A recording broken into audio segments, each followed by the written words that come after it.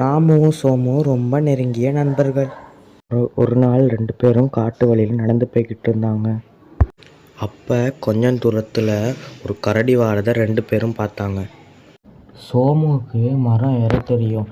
அதனால் அவனோட பாதுகாப்பு மட்டும் நினச்சி வேகமாக மரத்தில் ஏறினான். ராமுவுக்கு மரம் ஏற தெரியாது. ஆனால் சோமு ராமுவை பற்றி கொஞ்சம் கூட கவலைப்படலை. ராமுவுக்கு என்ன செய்கிறதுன்னு கொஞ்ச நேரம் யோசித்தான். அதுக்கப்புறம் அவனுக்கு ஒரு யோசனை தோணுச்சு. காட்டு மிருகங்கள் இறந்தவர்களை சாப்பிடாது அப்படின்னு அவன் ஏற்கனவே கேள்விப்பட்டிருக்கிறான். அப்போ அவன் நினச்சபடியே கொஞ்ச நேரம் மூச்சை அடக்கி கீழே இறந்து போன மாதிரி படுத்திருந்தான். கரடி ராமுக்கிட்ட வந்துச்சு.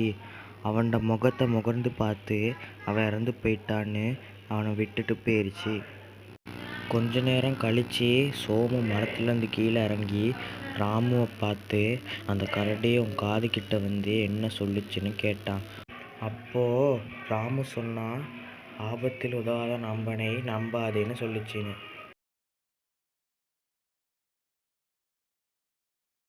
ஒரு அழகான கிராமத்தில் ஒரு பெரிய நீர்வீழ்ச்சியோட ஒரு சின்ன ஏரி இருந்துச்சு. அதில் ஒரு பாலம் இருந்துச்சு. அது ரொம்ப சின்ன பாலம். அதில் ஒரே நேரத்தில் 2 பேரால் கூட போக முடியாது. அப்படித்தான் ஒரு நாள் ராமு கோபு அப்படின்னு 2 முரட்டை ஆடுங்க ரெண்டும் ஒரு நாள் அவர் ஆற்று பாலத்தை கடத்துறதுக்கு முயற்சி பண்ணிக்கிட்டு இருந்தது. 2 ஆடுகளும் எதிரெதிராக நின்றுக்கிட்டு இருந்துச்சு. பாலம் ரொம்ப மெல்லிய பாலம். ஆனால் இந்த 2 ஆடுகளும் ஒருத்தருக்கு ஒருத்தர் விட்டு கொடுக்காம ஒரே சமயத்தில் பாலத்தை கடக்கணும் முயற்சி செஞ்சுக்கிட்டு இருந்தது. நான் தான் முதல்ல போவேன் அப்படின்னு ஒருத்தருக்கு ஒருத்தர் சண்டை போட்டு இருந்துச்சு. சண்டை போட்டுக்கிட்டே கடைசியில் 2ம் தண்ணீரை விழுந்து மூழ்கி இறந்து போச்சு.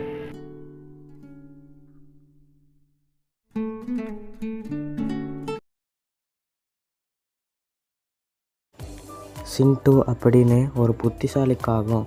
அது உணவை தேடி வீட்டுக்கு வெளியே போச்சு. வெயில் அதிகமாக இருந்ததால் சிண்டுவுக்கு ரொம்ப தாகம் எடுத்துச்சு. அது சிண்டு தண்ணியை தேடி அங்கேயும் இங்கேயும் அலைஞ்சிச்சு. ஆனால் எங்கேயும் தண்ணி கிடைக்கல. கடைசியில் ஒரு வீட்டுக்கு வெளியில் தண்ணி பானை இருந்தது.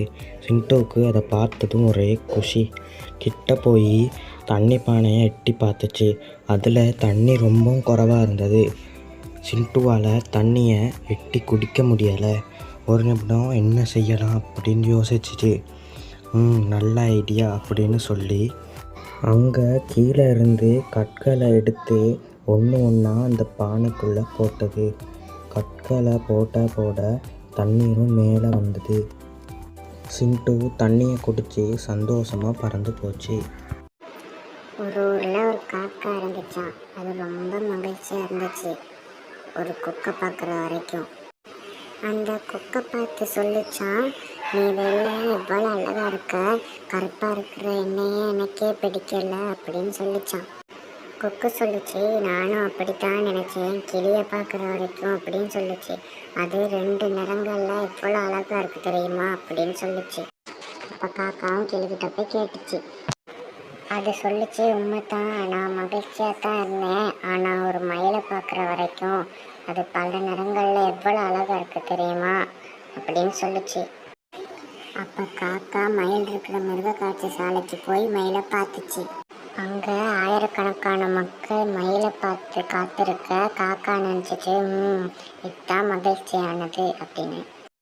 அழகு மயிலே, உன்னை பார்க்குறதுக்கு எவ்வளோ பேர் பாரு, என்னை பார்த்தாலே இவங்க எல்லாம் முகத்தை திருப்பிக்கிறாங்க. என்னை பொறுத்த வரைக்கும் நீ தான் அதிக மகிழ்ச்சியானவ அப்படின்னு சொல்லிச்சு. மயில் சொல்லிச்சு, அன்பு காக்காவே, நானும் அப்போவும் நினச்சிட்டு தான் இருந்தேன், நான் தான் மகிழ்ச்சியான பறவை. ஆனால் எனக்கு இந்த அழகு தான் என்ன ஒரு சிறையில் பூட்டி வச்ச செய்து. இந்த மிருக காட்சி சாலை பூராவே நான் பார்த்ததில்ல, காக்கா மட்டுமே பூட்டி வைக்கப்படலை. இனிமேல் நான் யோசிச்சு நானும் காக்காவாக இருந்தால் உலகத்தை சுற்றி ஜாலியாக சுற்றி வரலாமேன்னு சொல்லிச்சு.